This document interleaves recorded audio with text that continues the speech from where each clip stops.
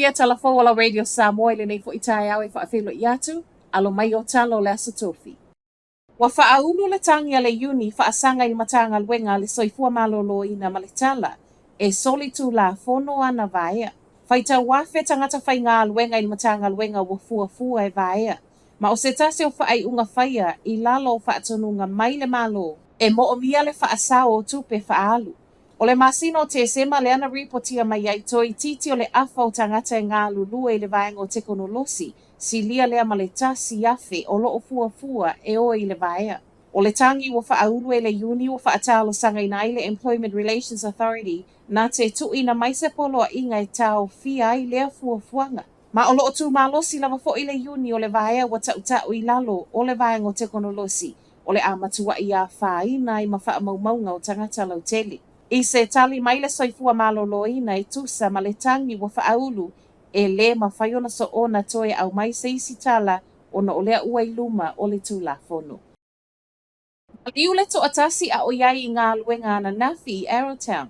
Whaamauninga nei mai le ofiso leo ma e whaapeo le whale i Denison Way, le ana sau mai iai le wala au i le awauli ana nafi. Whai mai iai fo i e le o iai se tūlanga i masalo mi e le umo le soifua o le ua maliu peitai, o le alava na longo le WorkSafe, o lo o whaau au pia nei suenga i le nei mata upu. Wa te ena le laisene e tata laile fale ainga le McDonald's i Wanaka. Whaase lau 5 square meter le te leo le fale ainga i gai ma le drive-thru, le ana fua e whai ai Wanaka i lalo mai o Mount Iron, peitai, o le ua sau le tali e le ai. O se whaai unga wa sau wai le mai a tatala o le avanoa i tangata lau te le mōwhina ngalo whaalia.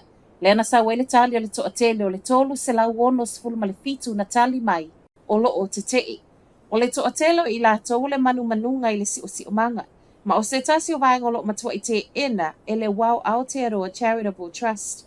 E le fau ia Wanaka lona te ena o le tele o fale ainga fast food. Se ia vanga na i le Subway ma le Domino's lea o loo o iai nei. Ona o le unga ua foʻi mai ma whaatala noanga na whaia, whai mai ei foʻi ma komesina e le ai. Ma ua e leo le ali ina su e feso o ta i mala au malosi wa maliu i totonu o se tasi o fale i Otago. O le wa maliu na amata su e mai le tae au le aso lua. Ma o le po le aso lava lea na amata whaatala noa i loa e sui o le ofisa e sau i fafo ma le fale. O nei fetalia inga e whape e whaia e na o le ua maliu sai totonu o le fale. Ma se iau o mai ai le tae au na nafi ma ua atu ua maliu. O le mata upu le nei e le ngata o lea na iai le toʻatele o leo a o lea foʻi na whaa upe ngaina. O le poana po lea na whaataita iai le Rail Link Fou a Aukilani. O le ulua i train le nei alu i lalo mai o le 5 kilomita le i tūlā le sawa. Nei whaataita inga na whaia i le vao Mount Eden ma Bredomart. O le amatai o whaataita inga nei ana po. O le a whaaua wai i vaiaso a sau se iau o lava i na tatala i le tausanga Fou. O se fianga le laasanga wo o mai iai le neipolo ki te tele, mai ngā luenga o le whai o le awala i le amata whiua i o trains e whaataitai. O le City Rail Link a Aukilani, whaamoe tatala i le lua ono. O loo whaawa u peo na ta ua maila whaatu wai o mea aia whanau wa onga, tālua na toe sui nei e le malo le neipolo kalame. Ripotia le Herald moli maua se tasi o a onga i sisifo Aukilani. Talu mai ona sui le whainga o le lunch program i le neito sanga, pe na o le tolu e aso na vave atu wai. E le na o le paule o le aonga, e whaapia fo i le toʻatele ma ue talafou. E iei nisi o aonga tūlanga lua o le ana toe vave feso o ta i mātua i lunga o le Facebook ma wha ai loa i ai, e le i mā watu mea ai i le aso. Ono o le whaawa u peo na tuwai o le kiliwai na mai o mea ai mō whanau.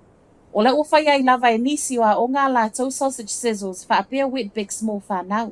O toe whaato e celebrate se tene o le New Zealand Principals Federation, ai mai le matanga luenga wa onga lo na ia mana onga, ia langona e le School Lunch Collective le fia wa onga ai maise o le a ai o whanau. Tu whaatasia talo tae au, e le i maua maise tali mai le School Lunch Collective. O Talanala Radio Samoa, manuia tele le nei tae au.